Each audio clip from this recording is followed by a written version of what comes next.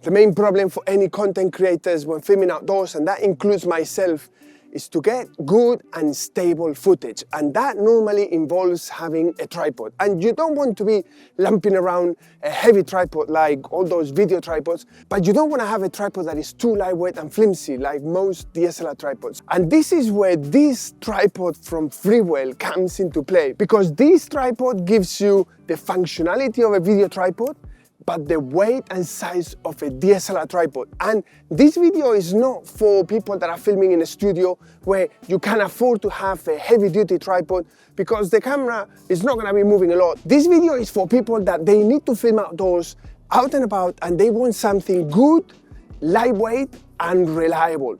So the first thing that this tripod is so great is the fact that it's so tiny. Look at the size of this. I mean, it's really, really small. It weighs absolutely nothing. The legs are made of carbon fiber. And what that means is that you can pretty much fit this anywhere in your camera bag, in your luggage. And when you are walking out and about, moving in between locations or potentially trekking up a mountain, this is not gonna drag you down. Unfolding it and extending it is really simple, very easy. You just twist, and just like that, you twist it.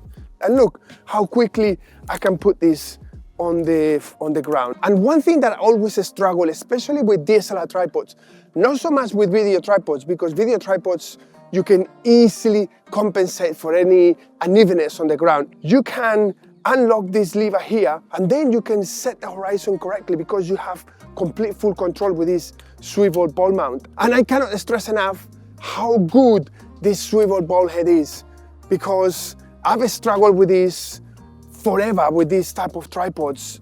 I can never quite get them right, and it's always a struggle getting the legs in the right place and spending time fine-tuning, and it's just a real pain. Whereas with these, you can literally just get the tripod down and then just quickly adjust and get the horizon right. Another great thing about this tripod is that you can do both horizontal and vertical without any problem. You can easily adjust the tripod. It takes no time. There are a couple of ways to do it. You can just tilt the head all the way down and then rotate the axis of the mounting plate, and that gives you the vertical axis. Or you can do the same by just unlocking the swivel ball head and then just placing the camera vertically, and that way you get your vertical movement. It takes a little bit of practice to get used to, because in some DSLR tripods, normally you just unlock a latch and then just tilt it.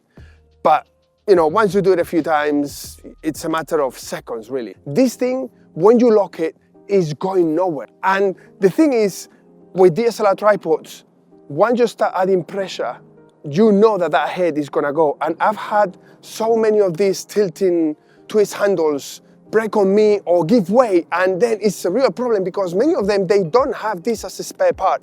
So the fact that this is something that is specifically designed for people to actually lock and twist and put pressure, this is really great because you can now lock your camera without the concern that it's going to give way or that the locks are not going to be secure enough. And depending on the weight, you set your camera and then suddenly you can see the camera that is sort of tilting forward or tilting backwards. Once you lock this in position, this is going nowhere. And I mean that for either the swivel ball head, the tilting lock, or the pan lock, because that's another one that is really nice, is how smooth this is. If you have used any type of DSLR tripod heads, you know full well that sometimes these heads, they become loose, and it's a real problem when you might be in the middle of a panning and then suddenly, boom, the head it becomes loose or detaches itself, and then, oh my God, that's ruined your shot.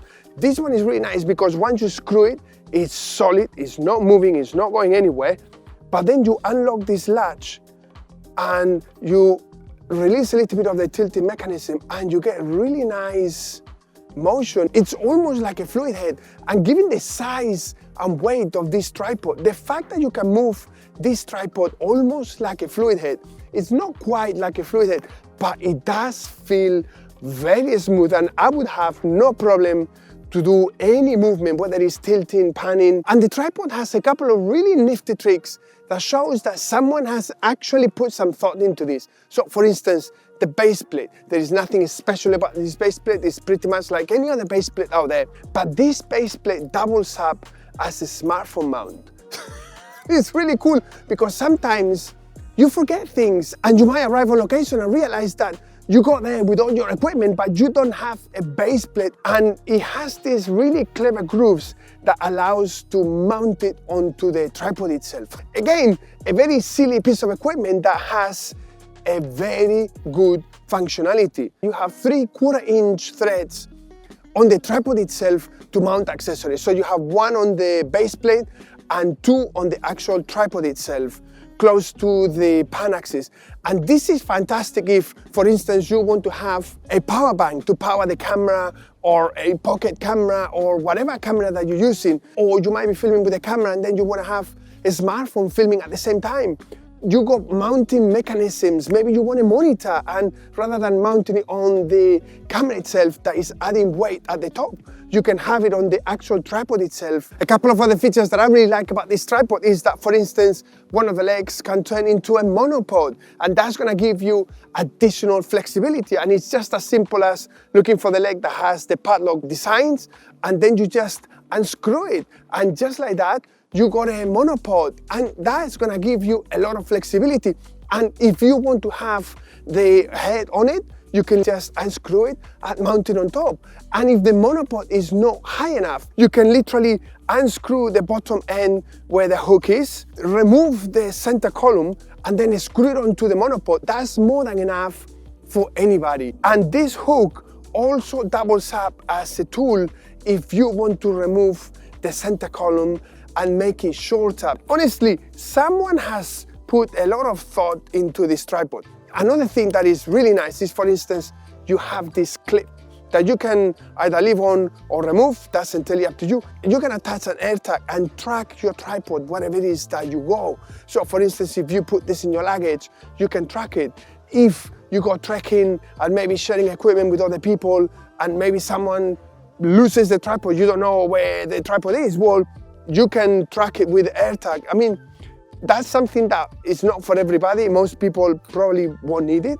But if you are someone that has a need for something like this is a really nice touch. And one of the things that is really good about this tripod is, like, for instance, if you remove the pin at the bottom and you want to do low angle shots, look how easy it is.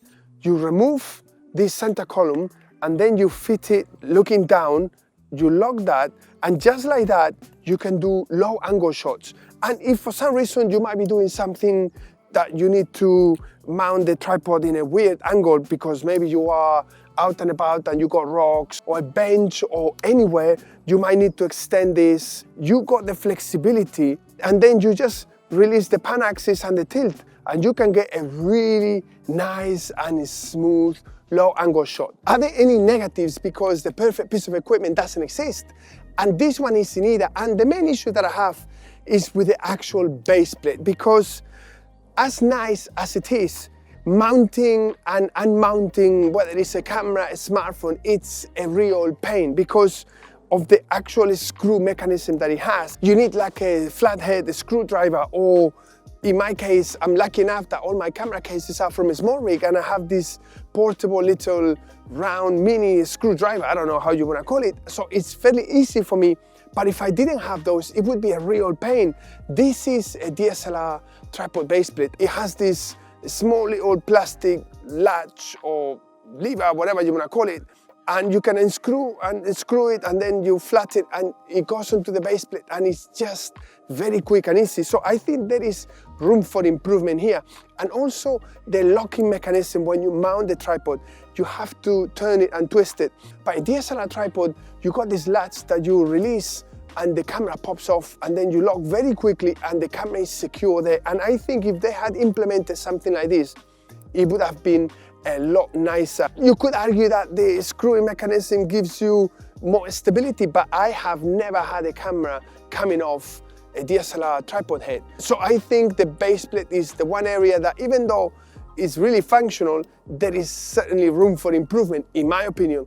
And another thing is that the tripod is probably too lightweight for my liking. I mean, I love the fact that it's so lightweight. If I travel abroad or if I go trekking up a mountain, I would love a tripod like this because it's so lightweight.